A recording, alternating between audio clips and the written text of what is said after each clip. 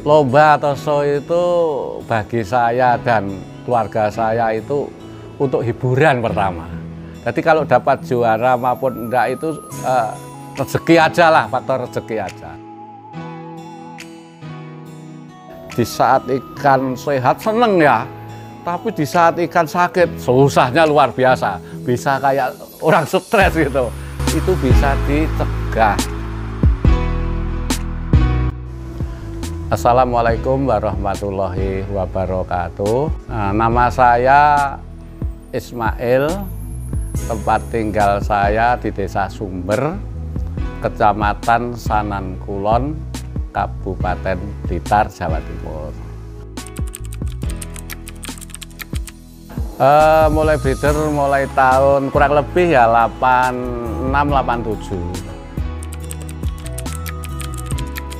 Ya sebenarnya dulu sebelum Sowa itu adanya kan Kohaku, Sangke, ya itu dulu sebelum ada Sowa. Setelah ada teman punya Sowa ya dari Jakarta itu, katanya hadiah itu, langsung dibawa ke sini, terus saya breeding, menghasilkan yang dulu wajah baru, Sowa Siro Utsuri. Terus sampai sekarang itu Sowa ternyata disenangi orang-orang banyak. Ya itu dengan berjalannya waktu sekitar 2-3 tahun saya langsung dapat indukan yang bagus. Dan mendapatkan warna-warna sumi yang pekat, merah strong. Nah itu indukan pertama saya milih yang warnanya agak orin, yang badannya empuk itulah, kayak memes itu kata orang-orang tuh, memes. Itu saya silang sama pejantan gindrin ya.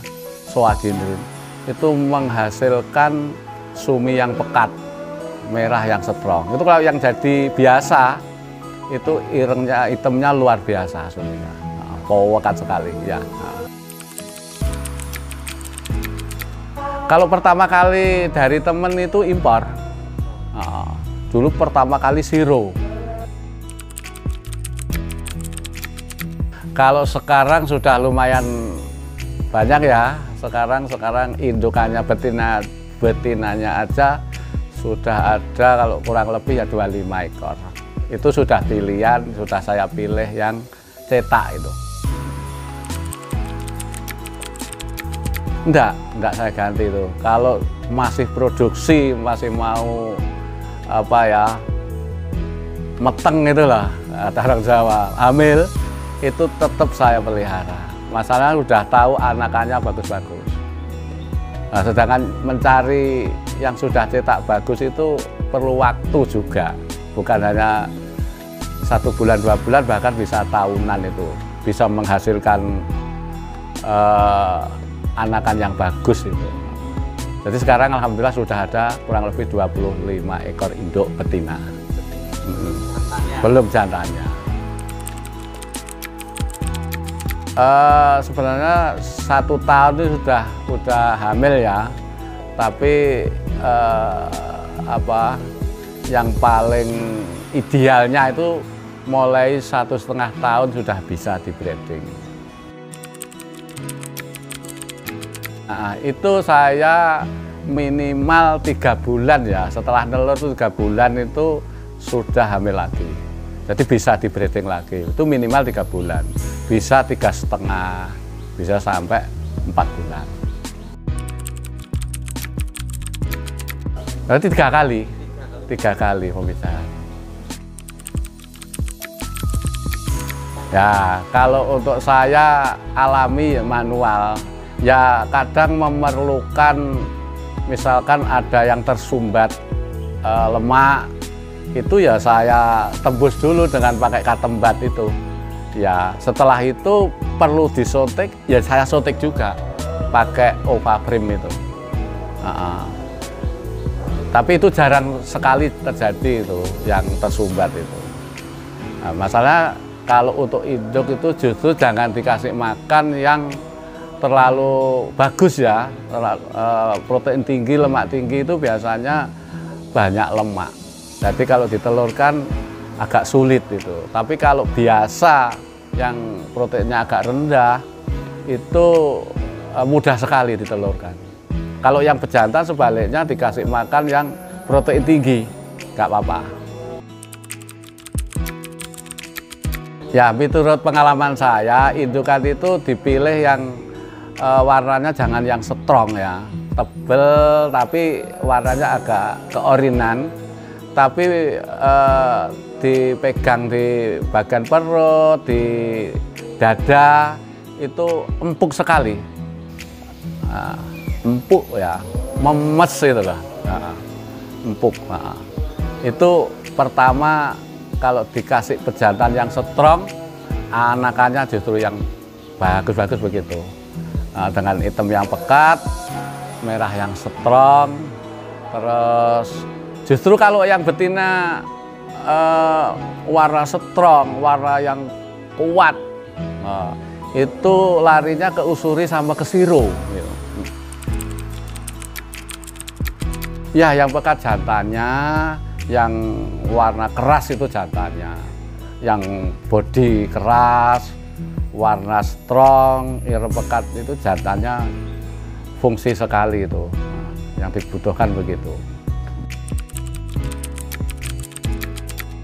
Oh, kalau saya di sawah, kalau khusus yang saya tangani sendiri itu 10 kolam.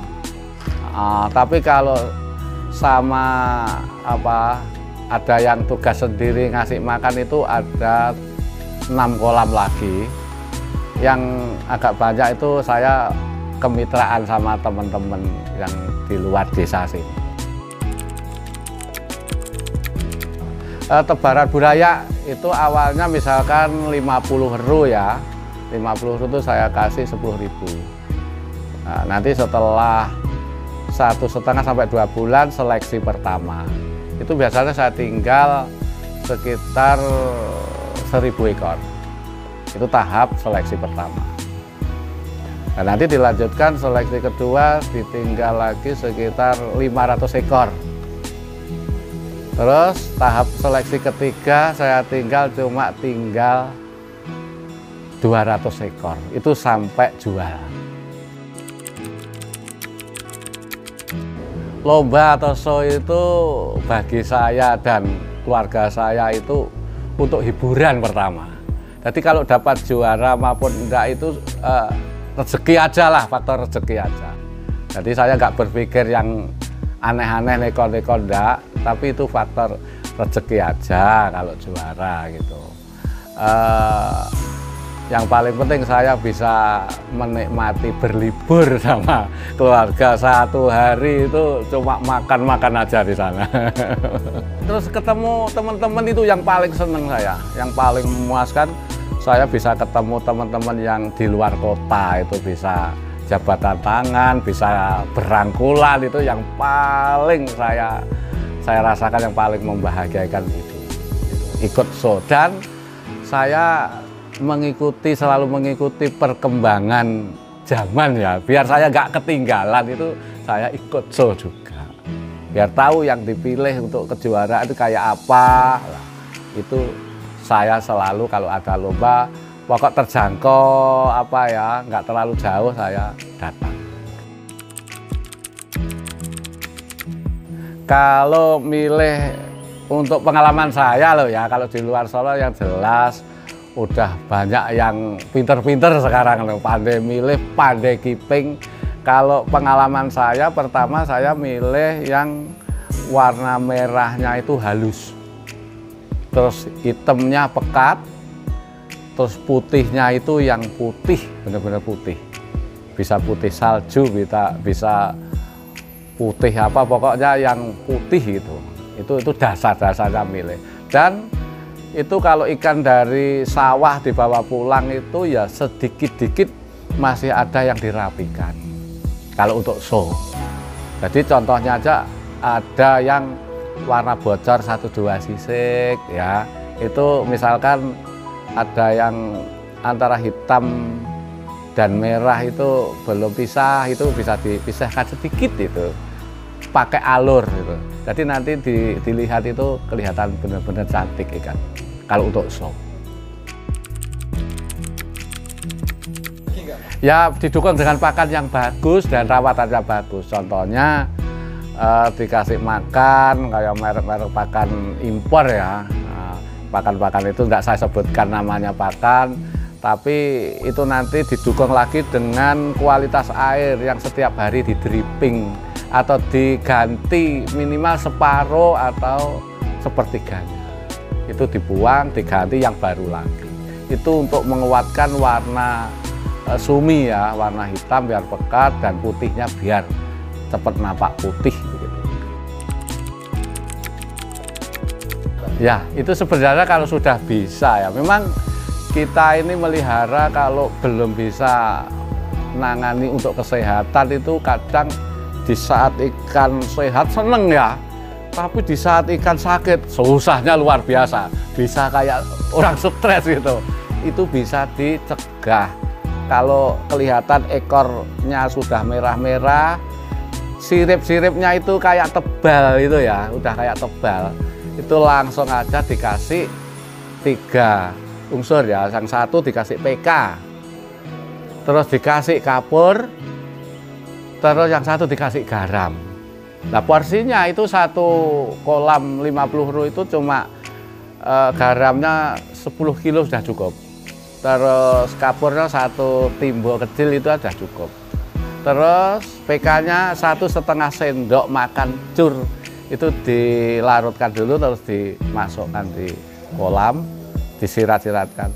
Insya Allah sore dikasih, pagi sudah putih lagi, sudah sembuh.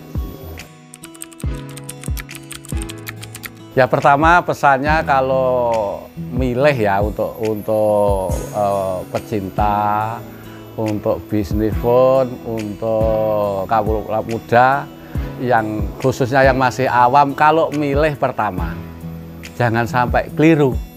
Masalahnya koi itu mutasi terus sifatnya. Jadi yang dulunya misalnya belum kelihatan warna sumi, warna hitam kelihatan belum bagus, ternyata kalau itu kita tahu itu prospeknya nanti bisa keluar warna yang bagus, suminya bagus. Nah itu tolong hati-hati kalau milih. Jangan kita milih langsung yang finish. Kadang sudah kelihatan bagus, ternyata setelah dipelihara mutasinya jadi jelek, itu bisa.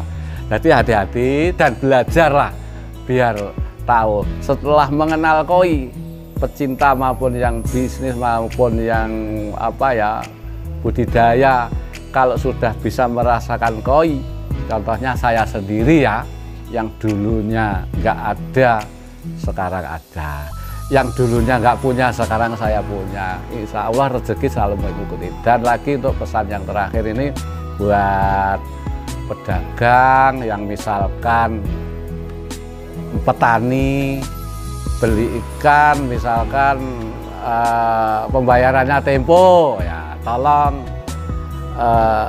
kalau sudah waktunya, sudah ada uang, dilunasi dan dibayar, biar koi di Indonesia itu tetap eksis begitu. Begitulah cerita pengalaman saya ya, mudah-mudahan bermanfaat untuk semuanya tanpa kecuali. Dan bila ada kesalahan dan ada kekurangan, saya sebagai manusia biasa minta maaf untuk semuanya. Saya akhiri. Akhirul kalam, Wassalamualaikum warahmatullahi wabarakatuh.